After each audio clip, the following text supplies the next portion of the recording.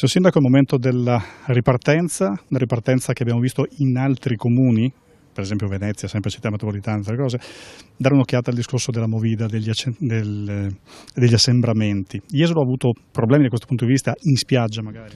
Ma diciamo in spiaggia ancora no, perché è stata aperta la spiaggia da lunedì, quindi non abbiamo ancora tastato il weekend, e già questo weekend che è previsto tra l'altro un ottimo tempo, sole, vedremo come funziona, anche se non ci sarà ovviamente una marea di gente, in considerazione che ormai possono venire a Jesolo solo gli abitanti residenti della regione Veneto, e quindi dal 3 giugno che apriranno anche le altre regioni, e speriamo, ancora non siamo sicuri, anche i confini con i nostri partner europei, probabilmente ci saranno i primi assembramenti, ma arrivo di tante persone che noi dobbiamo evitare che siano assembramenti, e quindi ci stiamo organizzando con le nostre forze di polizia locali, ma anche abbiamo già parlato con le forze dell'ordine, carabinieri, finanza e polizia di Stato, che ci devono dare una mano. In più assumeremo tra i consorzi e noi anche degli steward, in modo che possano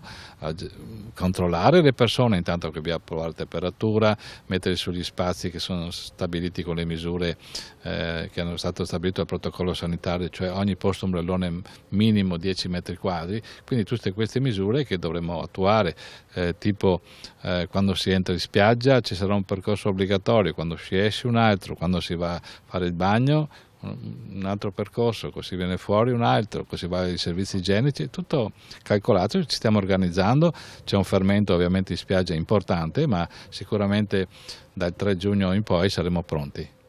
Ecco, fino al 3 giugno, questo che hai appena detto vale anche per la spiaggia libera? Stiamo organizzando, oltre che la spiaggia attrezzata, anche la spiaggia libera.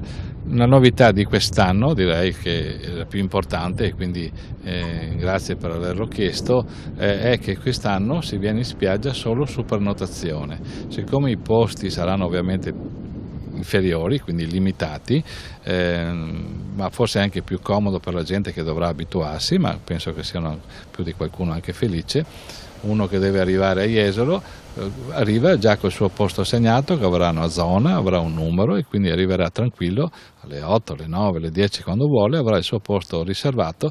Ovviamente una volta che tutti i posti sono esauriti, gli altri dovranno venire il giorno dopo, perché i posti sono quelli contrassegnati e non si può andare oltre, perché le misure delle distanze di sicurezza devono essere rispettate. Da questo punto di vista, anche per dare maggior circolazione non ci saranno abbonamenti, quindi prenotazioni singole saranno privilegiate? Sulla spiaggia libera prenotazioni singole giorno per giorno, metteremo degli orari in cui una persona deve prenotare, ovviamente non è che può prenotare a mezzogiorno dello stesso giorno che viene in spiaggia, oppure può farlo se trova libero, perché rischia di trovare già tutto occupato, soprattutto nei weekend, nei periodi Ferragosto eccetera.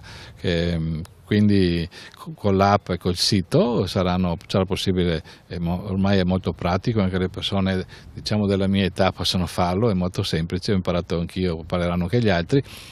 Ovviamente ci sarà qualcuno che magari non viene a conoscenza di questo modo di prenotare, ma noi faremo la massima diffusione sui giornali, sui media, sulle TV eccetera. Cosa si deve fare? Abbiamo già trovato il nome, stanno lavorando duramente questi giorni per attrezzarla, si chiama J, con la nostra J col punto, Beach, quindi molto semplice anche da ricordare, e sarà molto semplice anche per notare.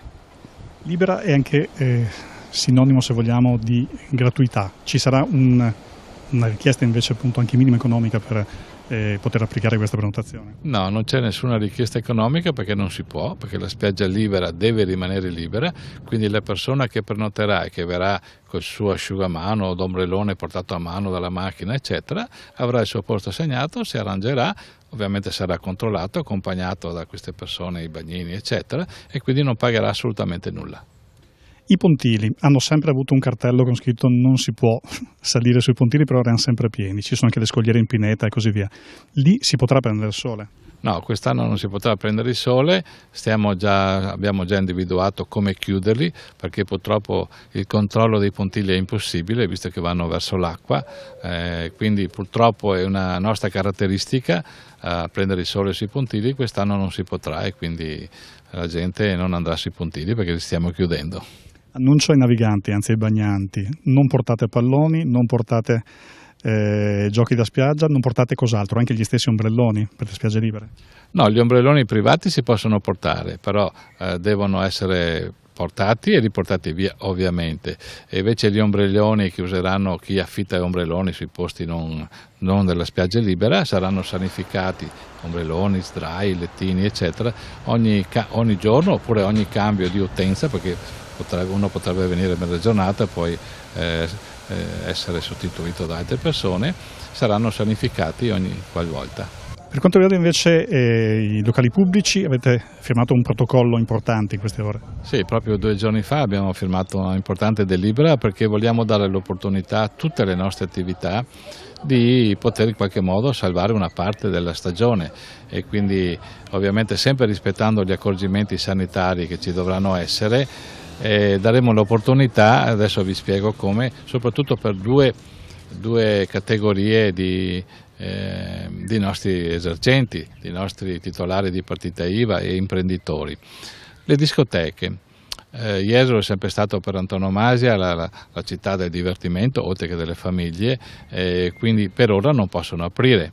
E quindi ovviamente la discoteca, il locale notturno a Jesolo è sempre stato un punto di riferimento importante per tantissimi ragazzi giovani che vengono da tutto il nord Italia, direi. E quindi abbiamo, d'accordo con la Regione e anche con l'ASL, sospendiamo provvisoriamente la licenza di pubblico spettacolo, che vuol dire ballare, però terremo in piedi la licenza di pubblico esercizio, quindi potranno fare l'attività di ristorazione, di bar, eccetera, ovviamente sempre nel rispetto di quelle che sono le regole. Tra l'altro le discoteche hanno tutti dei giardini, delle terrazze, e quindi potranno svolgere l'attività di somministrazione in tranquillità, ovviamente con della musica, DJ eccetera. L'unica cosa che non si potrà fare è ballare, ovviamente. L'ultima cosa che le chiedo è quella appunto della tolleranza, che è il dubbio appunto che viene in questo momento su cosa potranno essere tollerato o meno. Potranno esserci più facilmente multe iniziali per far capire cosa funziona, o in qualche modo il consiglio resterà vincente dal momento? No, la tolleranza dovrà essere quasi zero. Ovviamente io col comandante della polizia locale ho detto di usare il buon senso, quindi dove ci sono veramente fenomeni che non vanno bene, che non rispettano, di essere abbastanza severi, perché dobbiamo vedere gli effetti di questo momento provvisorio di libertà quasi totale, perché ormai ci siamo, e quindi non vorrei che venisse vanificato il lavoro che tutti noi, non parlo solo di cittadini, ma noi veneti in generale abbiamo fatto, ma anche in Italia, e quindi le persone devono capire che devono rispettare le regole, quindi devono usare la mascherina, le distanze, vietato assembramenti, il gel o i guanti, tutte queste cose che ormai abbiamo imparato tutti a memoria, forse di 3 mesi che le ascoltiamo, e quindi invito tutti i vostri telespettatori, se vengono a Jesolo, di rispettare queste norme, perché saremo veramente severi, e quindi inizieremo questo weekend, e quindi evitiamo poi che viene la gente a lamentarsi, va dal sindaco, ho preso la multa, 400 euro sono pochi, sono disoccupato, non ho i soldi. Costa un po' di buona volontà e tutti riusciamo a farcela, ce lo fa anche il sindaco, che ha sempre qua la mascherina. Le distanze sono diverse dagli altri anni?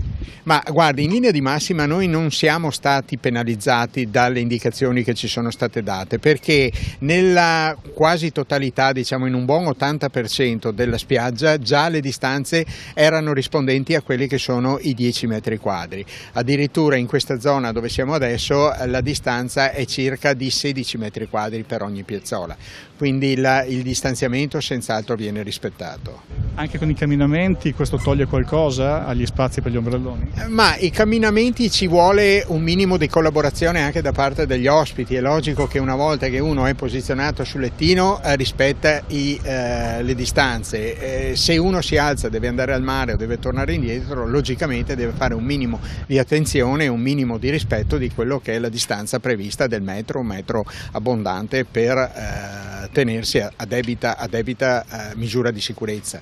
Mi diceva che un 10-20% degli stabilimenti non aveva questo tipo di distanze, e cosa succederà lì? Niente, ci sono delle parti, specialmente nella parte est e nella parte ovest, che logicamente, essendo zone più soggette ad erosione, quindi hanno delle profondità inferiori rispetto alla zona centrale, hanno dovuto togliere degli ombrelloni per rientrare nei 10 metri quadri previsti. Però si paventava una perdita di circa il 40% degli ombrelloni nella complessità, mentre alla fine siamo nell'ordine del 15-20%, non di più. Le zone libere? Le zone libere sono un punto interrogativo, diciamo che aspettiamo un'ordinanza comunale in questi giorni che ci dà delle indicazioni precise e definitive. Noi siamo già in un semi-accordo con l'amministrazione locale per mettere quantomeno i paletti che vedete anche nelle zone libere. Il paletto creerà una sorta di identità della zona libera e quindi il posizionamento degli ospiti sarà rispettoso delle distanze previste. Per quanto riguarda il controllo, noi ci adopereremo per cercare di creare il massimo controllo e la massima efficienza di queste zone. Senz'altro avremo la necessità oggettiva di farci supportare dalle forze di polizia, perché logicamente i nostri addetti non sono dei pubblici ufficiali, non hanno nessun, cioè non riescono a far rispettare le cose imponendole. Ci dovrà essere il supporto delle forze di polizia, polizia locale, capitaneria di porto e tutto il resto, insomma. A occhio ci vorranno nuovi addetti oltre a quelli che ci sono? Ma diciamo che noi, con una diminuzione dell'occupazione in spiaggia, perché senz'altro ci sarà una riduzione data dalla scarsa occupazione del ricettivo alberghiero, calcoliamo che mantenendo a regime i nostri addetti riusciamo a supportare anche queste cose. Il problema probabilmente si evidenzierà nei fine settimana, nei weekend, perché prevediamo un forte afflusso di clientela pendolare. I pendolari arrivano, hanno palloni, hanno racchette, hanno bocce, i bambini negli ombrelloni hanno i camioncini, fanno i castelli di sabbia. Ecco, questo che scenario sarà in quest'estate? Non eviteremo certo alla gente di giocare con i racchettoni o cose del genere. Le aree di aggregazione senz'altro subiranno delle diminuzioni, cioè per quanto riguarda il gioco delle bocce nelle aree recintate, i giochi per i bimbi, queste cose qua rientrano in un programma anche di riduzione, se non addirittura di smaltimento completo per quanto riguarda almeno la stagione 2020. Poi vedremo se le cose vanno bene, se nessuno si ammala, se tutti rispettano quelle che sono le indicazioni che ci vengono date, noi siamo pronti a riprendere, a reintegrare, a riproporre tutto quello che stiamo facendo, quello che abbiamo fatto in questi anni.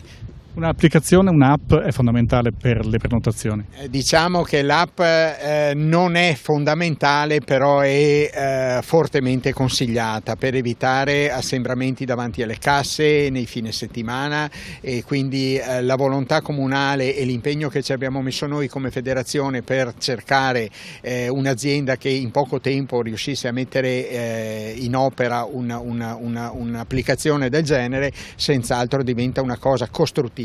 Noi vediamo assolutamente che non sia limitata a quest'anno, ma cerchiamo che cominci a diventare un'abitudine, una quotidianità anche per gli anni futuri. Il fatto di prenotare come si fa al ristorante, come si fa all'albergo, come si fa alla vacanza, anche l'ombrellone in spiaggia può essere una cosa positiva, cioè è un'opportunità che ci viene offerta, cerchiamo di sfruttarla nel migliore dei modi. La pineta di Jesolo, che nel cuore le sta, come è messa? I lavori come sono a questo punto di maggio? Nota dolente, purtroppo i lavori della pineta sono un po' a rilento, perché logicamente il fermo lavori di un mese ha ritardato con queste tempistiche anche i lavori di ripascimento. Ci sono stati ulteriori problemi anche di gestione del ripascimento. Stiamo andando avanti, diciamo che io presumo che per la prima prima settimana di giugno di essere a regime anche con la pineta, cercando di ridurre al minimo quello che può essere il disagio anche per l'ospite. Logicamente noi forziamo e cerchiamo di essere pronti perché ci sono delle strutture ricettive, ci sono delle situazioni di campeggi, c'è molta affluenza, anche perché caratteristicamente, cioè morfologicamente, la pineta è molto più adatta rispetto delle distanze sociali, perché gli spazi sono diversi, cioè gli spazi sono molto più ampi, quindi c'è meno probabilità o magari più richiesta di affitto degli ombrelloni o degli alberghi, perché logicamente la distanza sociale viene rispettata maggiormente in quelle zone. La riapertura degli alberghi di Jesolo, progressiva, totale, come avverrà un po' alla volta? Ma allora, direi che fino al weekend scorso c'era molta incertezza, adesso qualche certezza non del tutto positiva ce l'abbiamo, e sulla base di quella molti stanno prendendo la decisione definitiva, perché fino alla settimana scorsa avevamo il 46% dei nostri soci che era in attesa di capire se aprire oppure no in base a quello che sarebbe stato il decreto. Adesso staremo a vedere quanti effettivamente apriranno. So per certo che qualcuno non lo farà, perché le condizioni e i sostegni e i rischi sono troppo elevati. La maggior parte credo che porterà all'apertura in tempi scaglionati, qualcuno ha già aperto, qualcuno con fine mese, qualcuno a metà giugno, insomma sarà progressiva. Direi che tutti quelli che dovranno aprire apriranno entro la fine di giugno. Chi non apre sono soprattutto i piccoli alberghi? No, non necessariamente, anzi spesso il piccolo albergo è quello che ha meno difficoltà in questo momento, perché ha un contenimento di costi molto maggiore. Il problema in questo caso è pensare di avere il 100% di costi con una plausibile riduzione del fatturato al 50%. Quello che chiedevamo noi era un contributo, anzi la decontribuzione dei rapporti di lavoro, perché quello, essendo la prima voce di costo in bilancio, era una partita importante sulla quale invece non abbiamo ricevuto risposte. Prenotazioni in qualche modo se ne sentono in questi giorni? Ma allora devo dire che dal mercato Italia, dopo questo primo sblocco, qualcosa si sta muovendo, un pizzico di fiducia in più da parte dei nostri ospiti c'è.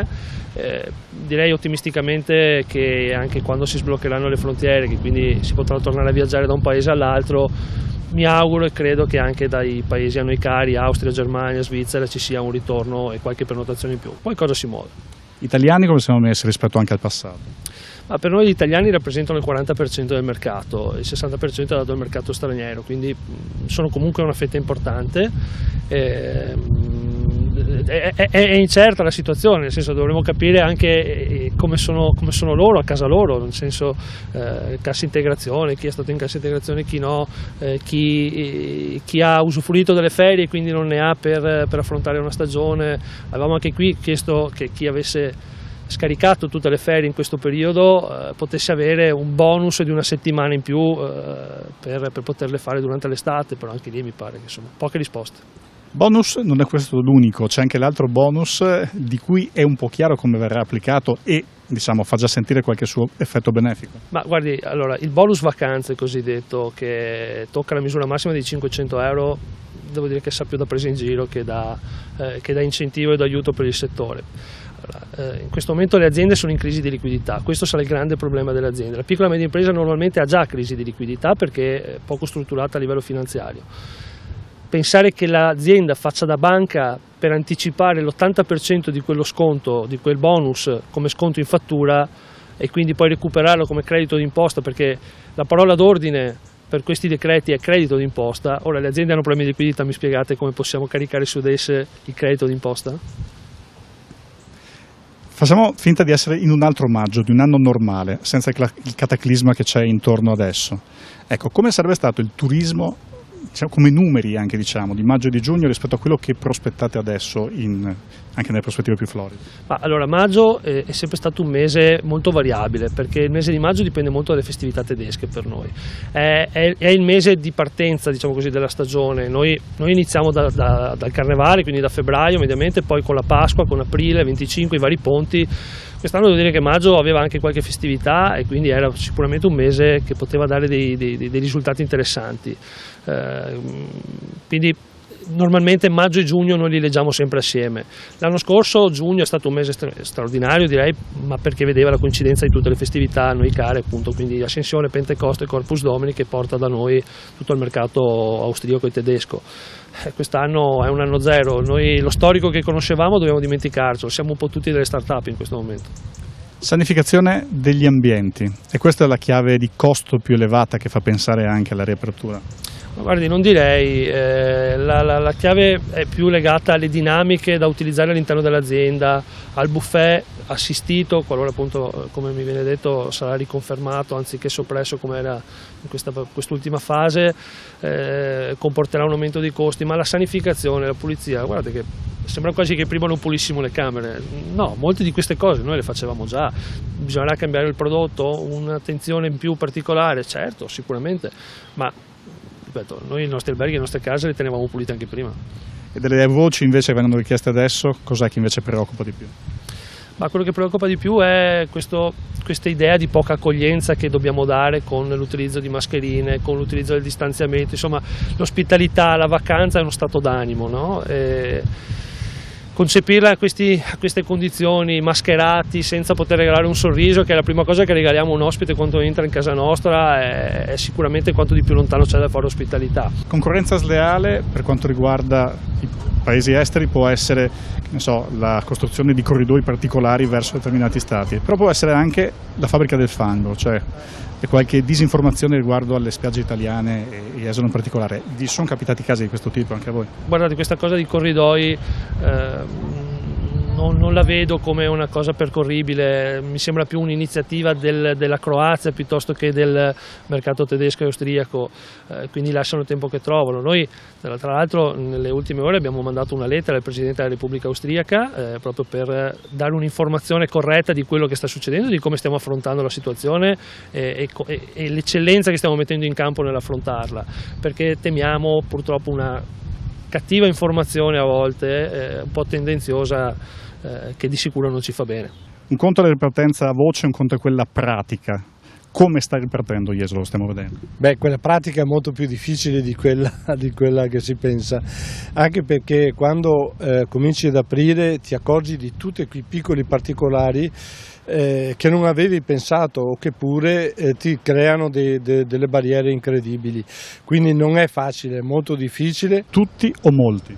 Molti, perché qualcuno ha deciso che ancora non può aprire, turisti non ce ne sono e quelli che decidono di aprire non hanno neanche richieste e non hanno neanche quella grossa possibilità di avere un movimento di lavoro importante, ma il desiderio di aprire dopo tanto tempo è come quelli che scorrettamente affollano i bar per lo spritz, cioè c'è tanta voglia di scendere in piazza, di fare qualcosa di diverso che a volte puoi anche vanificare tutto quello che è stato fatto.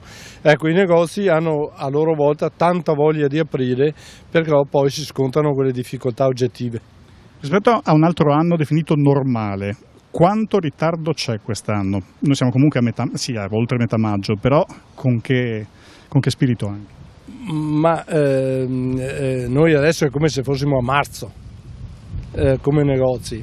La prospettiva qual è? Che a fine giugno si ritorni a una certa normalità, quello è l'obiettivo, perché se riusciamo almeno a avere una normalità, e per me normalità vuol dire che la gente che visita i nostri negozi o che frequenta i nostri alberghi si sente tranquilla e serena.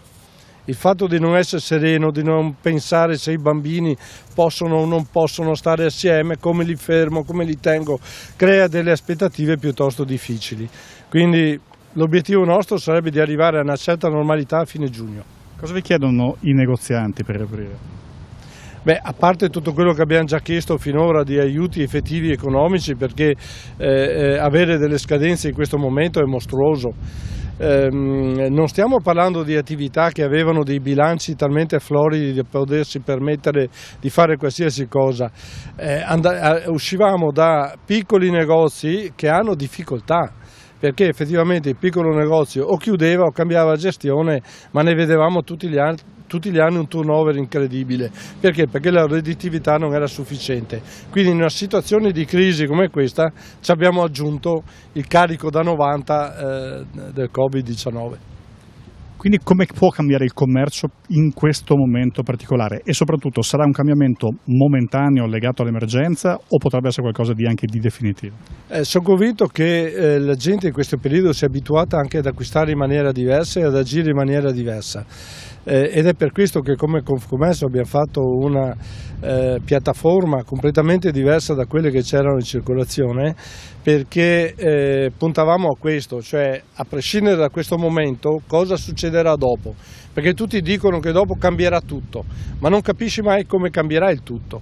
Noi ce lo siamo prefigurati, immaginato, e l'obiettivo nostro era quello di dare supporto ai piccoli negozi che non hanno la possibilità di avere vetrine immense come eBay o Amazon, ma che avrebbero dovuto confrontarsi con queste richieste, queste nuove richieste.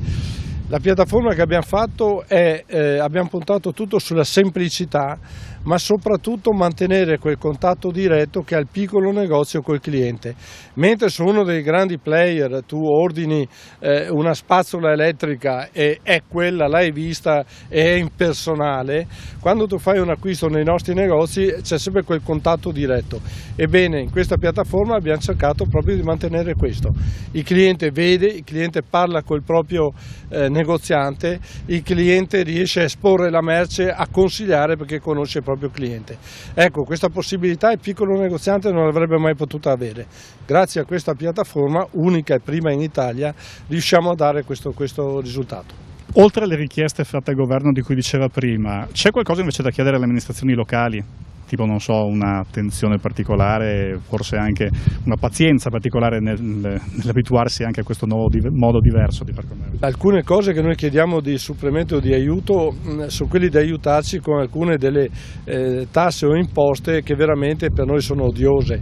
Una è la Tari. Almeno la parte variabile dovrebbe essere eliminata o ridotta, perché pensare di non produrre reddito, di avere tutti i negozi chiusi e di pagare l'esporto rifiuti come lo pagavi quando era una situazione normale, francamente è assurdo. Vuol dire che qualcuno ci vuole approfittare per fare cassa in questo momento.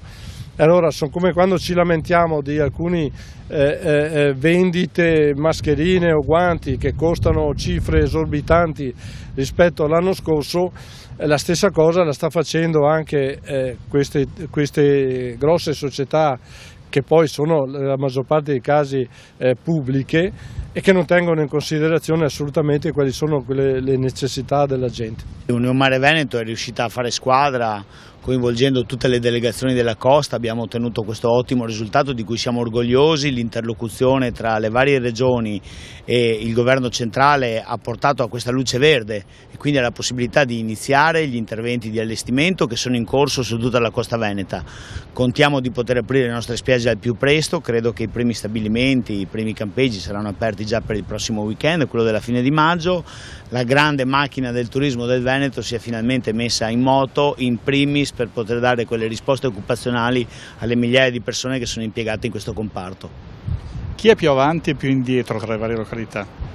Ma ogni località ha le sue specificità, c'è qualcuno che è potuto partire con qualche giorno di anticipo, ma insomma non è questo quello che conta in questo momento. Lasciamo qualsiasi tipo di polemica alle spalle, quello che è importante è che la stagione possa partire presto per tutti. In questo momento tutte le località sono al lavoro e quindi le spiagge sono in fase di allestimento in tutte e 10 le splendide località della costa veneta. Abbiamo veramente tanta voglia di partire, tanta voglia di mare, tanta voglia di poter lavorare. Differenze soprattutto porta questa sistemazione degli ombrelloni e altre cose, tutti sono in grado di rispettarle. Da questo punto di vista il Veneto era già un passo avanti, noi avevamo già degli spazi generosi e quindi l'accordo tra le regioni tarato sui 10 metri quadri era un requisito che da noi era già presente. In Veneto abbiamo lavorato in queste settimane per cercare di tradurre in maggiore qualità, in un aumento del livello dei servizi, le imposizioni che sono arrivate dalle istituzioni. Questo vorrà dire che le nostre spiagge saranno ancora più belle, ancora più accoglienti. Abbiamo ridisegnato un nuovo concept, aumentando innanzitutto gli spazi, quindi maggiore vivibilità tra le strutture, maggiori servizi, mantenendo inalterati i prezzi del 2019 e potenziando quei servizi come la prenotazione online, la vendita online che erano già presenti nelle nostre spiagge ma che sono stati ulteriormente implementati da una parte per evitare la possibilità di assembramenti, dall'altra parte pensate per consentire ad esempio la possibilità di consegnare direttamente on site sotto l'ombrellone cibi e bevande da poter consumare comodamente senza doversi spostare. A questo va aggiunto il grande tema della sanificazione. Era già molto alto il livello di attenzione nella pulizia e nel servizio che dà sempre il nostro biglietto da visita, le strutture verranno sanificate ad ogni utilizzo.